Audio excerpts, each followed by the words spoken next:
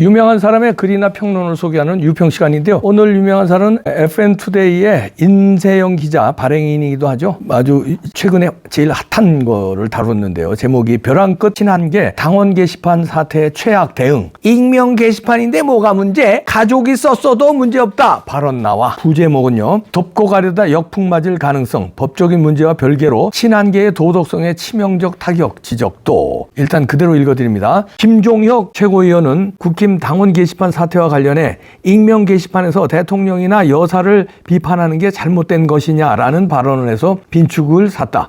김종혁은 20일 한 라디오 인터뷰에서 당원 게시판에 비판글도 타고 넘친다면서 그런 것을 하라고 만들어 놓은 게시판인데 당무감사를 하겠다는 것은 기본적으로 불가능하다라는 취지로 발언했다. 이 같은 발언이 알려지자 온라인 정치 커뮤니티 상당수에서는 친한계가 결국 당원 게시판 사태에 대해 진상규명과 사과는 하지 않고 오히려 막가파식 태세 전환을 했다며 비난글이 폭주했다.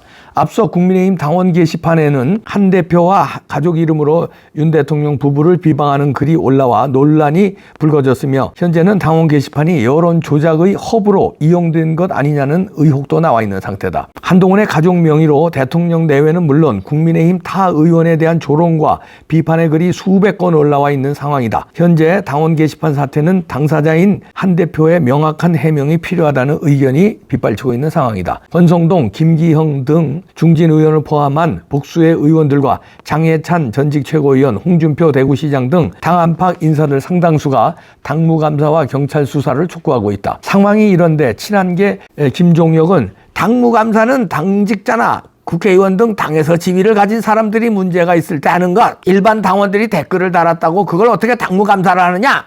는 다소 엇나간 주장을 하고 있는 것. 이에 대해 상당수 온라인 정치 커뮤니티 유저들과 실제 상당수 당원들은 김종혁이 뭔가 착각하고 있는 것 같다.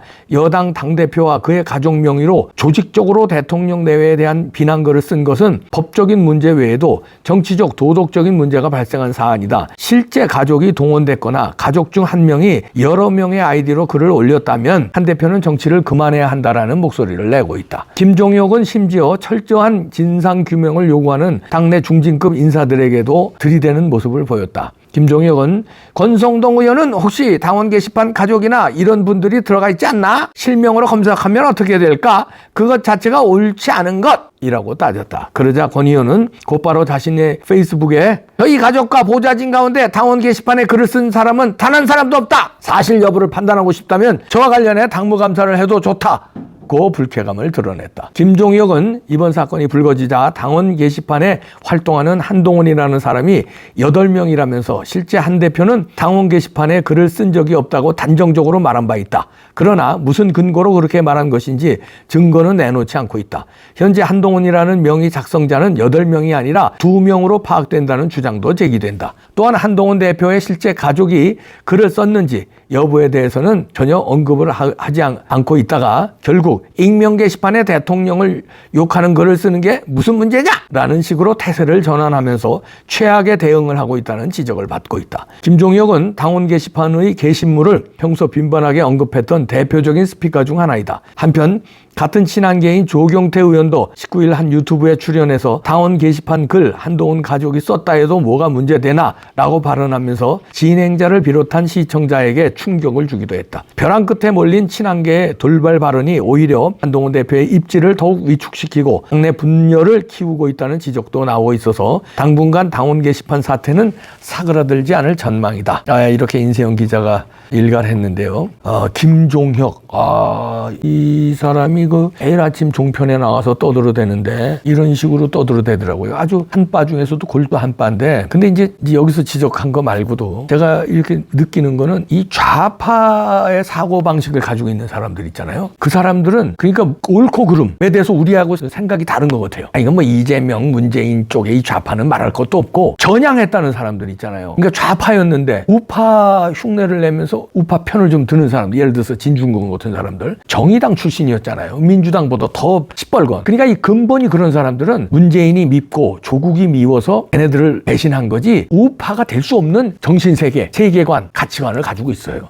김경률이도 마찬가지고요. 조경태 의원도 그나마 조경태 의원은 참 인품이 좋은 사람이거든요. 그런데 이 사람도 이런 거에 한계가 있는 게 당원 게시판에 가족이 썼는데 뭐가 문제냐 이렇게 생각하는 게 이분도 좌파에서 왔거든요. 처음엔 좌파였거든. 근데 이분은 좌파에서 온 사람 치고는 그나마 제일 양질이에요. 제가 뭐 개인적으로도 여러 번 만나서 알죠. 방송도 이봉규 TV에 많이 출연해줘서 좌파 출신답지 않게 굉장히 말하자면 나이스하고 올바른 사람이고 그렇게 가식이요. 좌파 치고는 가식이 없는 사람이에요. 그러니까 우파로 전향한 사람인데 그럼에도 불구하고 아주 이런 양질의 좌파 출신임에도 불구하고 이런 생각을 가지고 있잖아요. 그런데 양질이 아닌 사람들, 다시 말해서 진중권이라든지 김경률이라든지 이 김종혁 이 사람은 좌파 출신인지 우파 출신인지 말이 송한데 언론인 출신이잖아요. 근데 이 사고방식이라든가 이 철학이 이게 무슨 잘못이냐는 거예요. 그러니까 이 사람은 단지 한동훈을 위해서 그냥 방어를 하고 있는 게 아니에요. 물론 그것도 있지만 자기 생각이 그런 거예요. 이게 무슨 잘못이냐 이런 거. 그게 문제라는 거예요. 잘못인데 잘못이 아니라고 하는 거. 그러니까 이재명도 아니 그게 뭘 문제야? 이재명 응원하는 놈들도 아니 이재명이가 선거법 그거 뭘 위반을 했다는 거야? 아니 김문기 알면서도 참 자기가 좀 불리하면 모른다고 할 수 있지. 아 거짓말 좀 할 수 있지. 거짓말하는 게 뭐가 문제야? 이렇게 생각하고 있거든요. 아 선거 때 거짓말하는 게 뭘 문제야? 당선하고 싶어서 거짓말 좀 했겠지. 이렇게 생각해요. 그게 법에 저촉되는 거 아니에요. 근데 그렇게 생각 안 해. 법에 저촉이 돼도 그까이 게 무슨 문제냐? 이렇게 생각하거든요. 이 좌파들의 세계관입니다. 그런데 김종혁도 그런 세계관을 가지고 있어요. 그러니까 한동훈을 응원하면서 과도하게 이렇게 대응하는 거지만 그런 거 플러스 사고방식 자체가 세계관 자체가 좌파예요. 한동훈도 그렇습니다. 한동훈도 우파가 아니에요. 그게 이제 본전이 요즘에 다 드러났는데 뭐 집안이 그렇고 처갓집이 그렇고 뭐 좌파 출신들이 드글드글 돼서 좌파 이런 것도 있지만 그 영향을 받아서 근데 한동훈의 행동, 한동훈의 철학이 가면 갈수록 좌파의 양파 껍질이 벗겨지고 있어요. 좌파야. 그러니까 이런 사람들이 피가 땡기는 거죠. 생각이 비슷하고 철학이 비슷하니까 서로 땡기는 거예요. 그래서 한동훈 주변에는 이런 사람을 쓰는 거예요. 김종혁이라든지 진중권이라든지 김경률이라든지 그 밖에 한동훈의 비서실장도 뭐 좌파 유명한 좌파였잖아요. 이런 식으로 그런 사람들을 좋아하는 거야. 광화문에 모이는 사람들은 우파들이잖아요. 생면부지에도 그냥 반갑다고 그러는 거 아니에요. 왜냐하면 세계관이 비슷하니까. 근데 여기는 세계관들이 그러니까 한동훈은 이런 사람들을 좋아하고 이런 사람들을 주변에 두는 거예요. 그러니까 좌파한테 속아서 이런 사람이 측근에 어떻게 배치된 게 아니라 피가 그렇게 땡기는 거예요. 뭐가 문제냐는 거잖아요. 이게 문제라는 건 뭐 제가 설명 안 해도 다 아시니까 뭐 설명 안 하시고 그러니까 문제는 얘네들의 세계관, 도덕, 철학이 좌파다.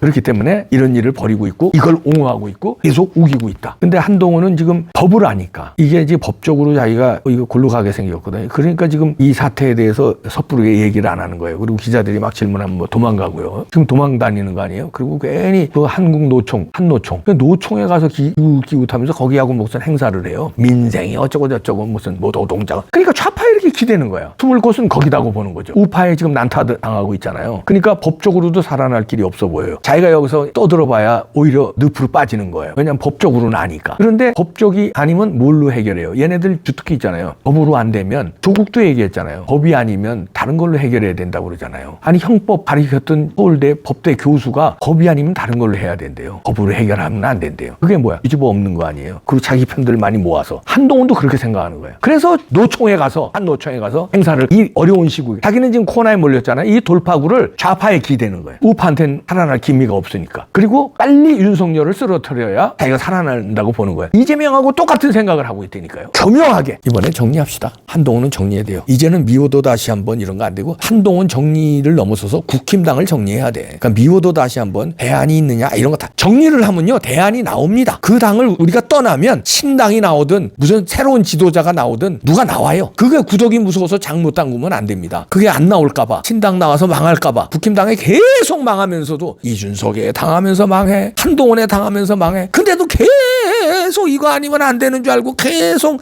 늪으로 빠지는 거예요. 과감하게 버려야 됩니다. 제가 책 쓴 게 있는데 한번 봐보시기 바랍니다. 남자의 자격에 썼는데 거기서 제가 썼어요. 사랑하지 않으면 이혼해라. 그리고 사랑하는 사람을 찾아라. 억지로 비벼가면서 억지로 사랑하지도 않는데 미운데 억지로 그거 반칙이다 이렇게 썼어요. 국민의힘이 믿op지 않고 이제는 떠났잖아요. 그럼 떠나야 돼요. 이혼해야 됩니다. 또 비비고 또 봐주고 이러면요. 이제 한동훈보다 더 교활한 사람이 당대표가 돼서 또 우리를 국민들을 실망시킬 겁니다. 이중석의 업그레이드 버전이 한동훈이잖아요. 한동훈보다 더 업그레이드 버전이 나온다니까. 우리가 여기서 정리를 안 해주면 정리 들어가야 돼요. 한동훈 정리하고 국힘당도 정리해서 국힘당에 괜찮은 사람들 있잖아요. 나와서 신당에 합류하든 어쨌든 그런 식으로 우리가 바람몰이를 해줘야 돼요. 안 돼, 여기는. 안 되는 비겁한 사람들만. 훌륭한 사람들 몇 명 있어요. 김민전 의원이라든가 몇 분. 그 몇 명은 신당 창당하면 글로 갈 분들이에요. 한동훈과 같이 하겠습니까? 안 돼, 여기는 떠나야 돼. 답이 없어요. 답이.